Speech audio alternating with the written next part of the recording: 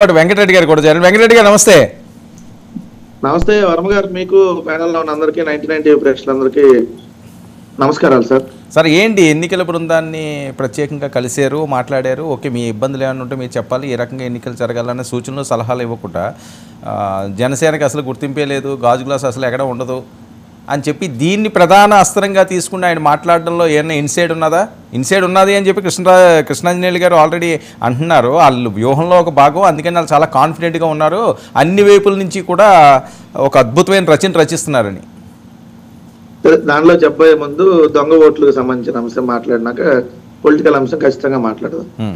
ఇప్పుడు 2004 ఎన్నికల కంటే ముందు, అంటే 99 నుంచి 2004 దాకా చంద్రబాబు నాయుడు గారు అధికారంలో ఉన్నప్పుడు ఉమ్మడి ఆంధ్రప్రదేశ్లో అప్పటి ఎన్నికల కమిషనర్గా ఉన్నటువంటి బన్వర్లాల్ గారు 92 లక్షల బోగస్ ఓట్లను మొత్తం తొలగించామని చెప్పి అనౌన్స్ చేశారు.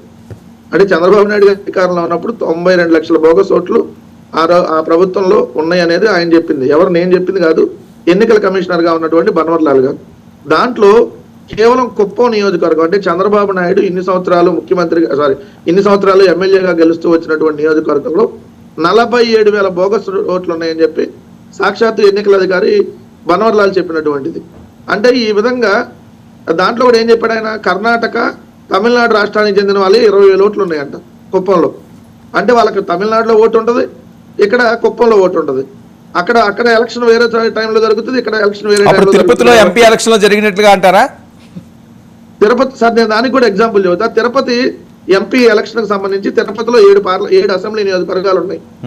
7 అసెంబ్లీ నియోజకవర్గాలు ఎక్కడికక్కడ ఎలక్షన్ జరుగుతాయో అందరూ వచ్చి తిరుపతిలో ఓటేస్తారా? అంటే వాళ్ళు వచ్చిన వాళ్ళు అందరూ కూడా వేరే రాష్ట్రాల నుంచి కదా. ఎక్కడి నుంచి వస్తారు సార్? వాళ్ళు తిరుపతిలో దొంగ ఓట్లు వేశారని ప్రచారం చేశారు కదా. అప్పుడు ఎవరుంది? కేంద్ర ఎన్నికల కమిషన్ ఆధ్వర్యంలో ఎలక్షన్ జరిగింది. కేంద్ర ఎన్నికల కమిషన్ అంటే ఎవరు? కేంద్ర ప్రభుత్వంలో భాగస్వామిగా ఉన్నటువంటి జనసేన. అక్కడ ఆల్రెడీ బీజేపీ కూడా పోటీ చేసింది. మరి నిజంగా దొంగోట్లు చేసి ఏమైనా జరిగితే మరి ఇప్పుడు దాకా ఎందుకు యాక్షన్ తీసుకోలేదు? నేను సూటికి అడుగుతున్నా, సమాధానం చెప్పాల్సిన అవసరం వాళ్ళకు ఉంటది కదా. అయినా తిరుపతి పార్లమెంట్ కి జరిగిన నియోజకవర్గంలో ఎన్నిక జరిగింది కదా, కేంద్రంలో వాళ్ళు ఉన్నప్పటికీ కూడా చోటేరు కదా. మీకు బలం అంతా కూడా రాష్ట్రంలో మీరే కదా అధిపతులు. కేంద్రంలో వాళ్ళు ఉన్నప్పటికీ కూడా ఎంతవరకు కట్టడి చేయగలరు? మిమ్మల్ని కాదని మీరు అంటే వైసీపీ అని నేను అంటలేదు, అది ఎవరున్న అధికారంలో ఉన్న వాళ్ళు సార్. కేంద్ర ప్రభుత్వంతో చెప్పి ఏదైనా చేయొచ్చు కదా. మీకు చెప్పారు కదా పవన్ కళ్యాణ్ కూడా అనేక సందర్భాల్లో. పక్కన కేంద్ర ప్రభుత్వం తలుచుకుంటే పక్కన టీఆర్ఎస్ ప్రభుత్వాన్ని ఎన్ని రకాలుగా ఇబ్బంది పెట్టిందో మీకు తెలియదా?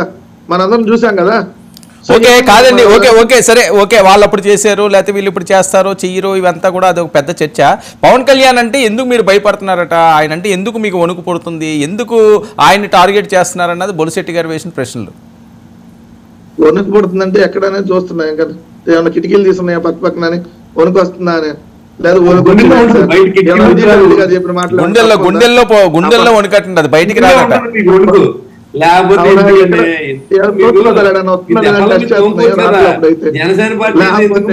వణుకొచ్చి 16 సంవత్సరాల నుంచి రాజకీయాల్లోకి వచ్చిన పవన్ కళ్యాణ్, మళ్ళీ చెబుతున్నా, రాజశేఖర రెడ్డి గారు బతుకున్నప్పుడు రాజకీయాల్లోకి వచ్చిన పవన్ కళ్యాణ్, రాజశేఖర రెడ్డి గారు చనిపోయారు, జగన్మోహన్ రెడ్డి గారు అపోజిషన్ లీడర్, మళ్ళీ ముఖ్యమంత్రి అయ్యాడు, ఇప్పుడు ఏమయ్యాడు? ఆయన ఎమ్మెల్యే కాల. ఏది మళ్ళీ మేము వణుకొచ్చేది, మేము భయపడేది? ఇది సాయిరెడ్డి గారు ఏం చెప్పారు? జనసేన గుర్తింపు లేదన్నారు. వాస్తవే కదా.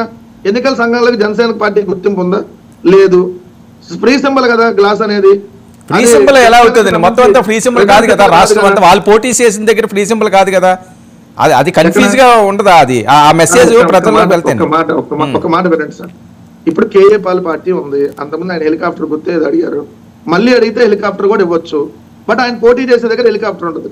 That is the free symbol. పక్క రాష్ట్రంలో అది ఎవరైనా పోటీ చేయొచ్చు. లేదు కేఏ పాల్ ఇప్పుడు 10 సార్లు పోటీ చేశాడు అనుకోండి, మిగిలిన 165 సీట్లలో ఆ సింబల్ ఎవరు కావాలంటే వాళ్ళకి ఇస్తారు. సేమ్ జనసేన కూడా అదే కదా. సాయిరెడ్డి గారు ఏమన్నా తప్పు చెబితే మీరు తప్పు చెప్పారు. కాదండి, ఇప్పుడు పవన్ కళ్యాణ్ గారు కాదు, పవన్ కళ్యాణ్ గారు